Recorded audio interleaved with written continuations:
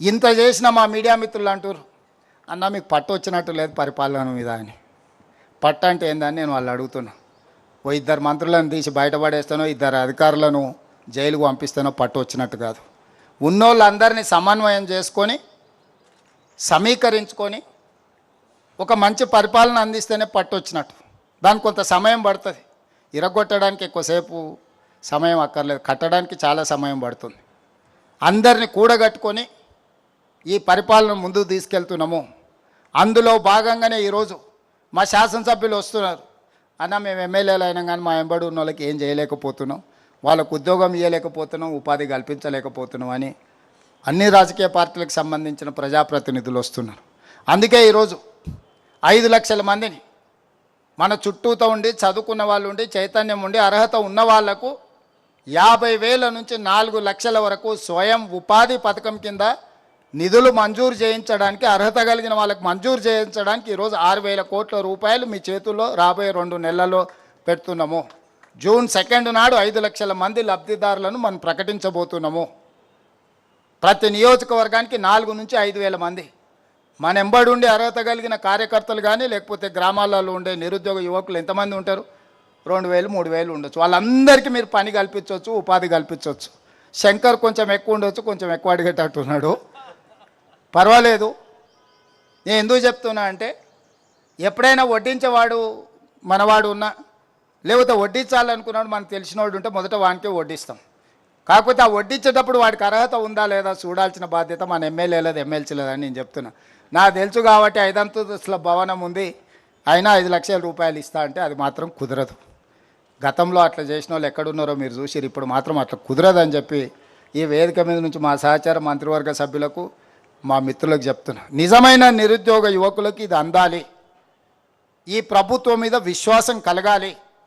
ఈరోజు 57,924 ఉద్యోగాలు ఇచ్చినామంటే పారదర్శకంగా ఇచ్చినాం కాబట్టి ఎక్కడ చిన్న ఆరోపణ మన ప్రభుత్వం మీద లేదు. అదేవిధంగా 22,000 మంది టీచర్లకు 20 ఏండ్ల నుంచి ప్రమోషన్లు లేకుంటుంటే ఇచ్చినాం, చిన్న ఆరోపణ లేదు. 10 ఏండ్ల నుంచి బదిలీలు లేకుండా ఉన్న టీచర్లకు 36,000 మంది టీచర్లను బదిలీ చేసినాం.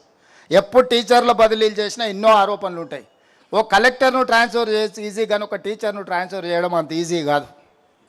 అయినా చిన్న ఆరోపణ లేకుండా 36,000 మంది టీచర్లను మనం ఈరోజు బదిలీ చేసుకోగలిగినాం. ప్రభుత్వంలో ఏళ్ళ కొద్దీ పేరుకపోయిన బదిలీలు అన్ని శాఖలల్లో మనం వచ్చిన తర్వాత బదిలీలు చేసినాం. ఎక్కడ కూడా చిన్న ఆరోపణ కానీ చిన్న చర్చ లేకుండా ఈరోజు మనం ముందుకు తీసుకెళ్తున్నాం. పారదర్శకంగా చేసినప్పుడు కొంత మనకు నచ్చిన వాళ్ళకు మనకు దగ్గర వాళ్ళకు మనం కొన్ని ఇవ్వలేకపోవచ్చు. అంత మాత్రాన పథకం వైఫల్యం చెందినట్టు కాదు. మనకు కావాల్సిన వాళ్ళకి ఇంకో రూపంలో రాజకీయంగా అవకాశాలు కల్పించండి. సర్పంచ్కో, ఎంపీటీసీకో, జడ్పీటీసీకో, ఎంపీపీకో రాజకీయ పదవులు ఇవ్వండి మన వాళ్ళు ఎవరైనా ఉంటే. కానీ పథకాలలో మాత్రం పారదర్శకంగా ఉండాలి. అప్పుడే ప్రజలకు మనం ఆదర్శవంతంగా ఉంటాం. ఆదర్శవంతమైన పరిపాలన అందించాల్సిన అవసరం మన మీద ఉన్నది. దయచేసి ఈ పథకం మా అధికారులకు కూడా నేను సూచన చేస్తున్నా. ఎక్కడికక్కడ అర్హులు కలిగిన వాళ్ళను మనం ఆదుకోవాలి. ఉద్యోగాలు ఇవ్వగలిగిన వాళ్ళకు ఉద్యోగాలు ఇద్దాం, ఉపాధి కల్పించాల్సిన వాళ్ళకు ఉపాధి కల్పిద్దాం, వృత్తి నైపుణ్యాన్ని నేర్పించాల్సిన వాళ్ళకు వృత్తి నైపుణ్యాన్ని నేర్పిద్దాం. ఈరోజు యంగ్ ఇండియా స్కిల్స్ యూనివర్సిటీ కావచ్చు, యంగ్ ఇండియా స్పోర్ట్స్ యూనివర్సిటీ కావచ్చు, young India integrated residential schools కావచ్చు, ఇవన్నీ కూడా విద్యలో నైపుణ్యంలో ఒక ప్రక్షాళన. అడ్వాన్స్డ్ టెక్నాలజీ సెంటర్లు 70 ఏళ్ల క్రితం ప్రారంభించిన ఐటీఐలు ఇప్పటికి అలాంటివే ఉన్నాయి. నాంపల్లి ఎమ్మెల్యే గారు ఉండొచ్చు, 4 ఐటీఐలు నాంపల్లిలో ఎప్పుడో ఉన్న నాంపల్లిలో ఉన్నాయి, కానీ అప్గ్రేడ్ కాలే. అక్కడ ఫిట్టరో, డీజిలో, మెకానికలో, ఎలక్ట్రికలో నేర్చుకుంటే బయటకు వస్తే అవిలో డీజిల్ మెకానిక్ నేర్చుకుంటే ఆడ అంబాసిడర్ ఫియట్ కార్లు నేర్పిస్తే బయట ఆ కారు ఎక్కడున్నదో కూడా దొరకడం లేదు రిపేర్ చేద్దామంటే. అందుకే ఈరోజు టెక్నాలజీ అప్గ్రేడ్ అయింది, సాంకేతిక నైపుణ్యం అప్గ్రేడ్ అయింది. అందుకే ఈరోజు అంత అప్గ్రేడ్ చేసిన సాంకేతిక నైపుణ్యాన్ని అడ్వాన్స్ టెక్నాలజీ సెంటర్స్లో 100 అడ్వాన్స్ టెక్నాలజీ సెంటర్లు ప్రతి నియోజకవర్గానికి ఒక్కొక్కటి ఇచ్చి వేలాది మంది నిరుద్యోగ యువకులకు శిక్షణ ఇవ్వాలనుకుంటున్నాం. మరి అడ్వాన్స్ టెక్నాలజీ సెంటర్లలో శిక్షణ పొందిన వాళ్ళు ఉద్యోగం దొరకకపోతే స్వయం ఉపాధి వాళ్ళు సాధించుకోవడం కోసం ఈరోజు రాజు యువ వికాసం కింద 6,000 కోట్ల రూపాయలు వాళ్లకు మనం ఈరోజు నిధులను అందుబాటులోకి తీసుకొచ్చింది.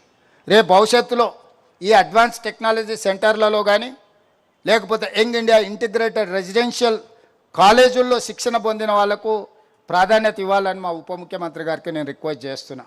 ఎందుకంటే మనం ఎవరినైతే స్కిల్ అప్గ్రేడ్ చేస్తున్నాం, వాళ్ళకి శిక్షణ ఇచ్చినప్పుడు వాళ్ళు నేర్చుకున్న శిక్షణ సమాజానికి ఉపయోగపడాలి అని అంటే వాళ్ళకి లోన్ ఫెసిలిటీలో వాళ్ళకి కొంత ప్రయారిటీ ఇవ్వండి. ఐటీఐ చదువుకున్న వాళ్ళకి ప్రయారిటీ ఇవ్వండి.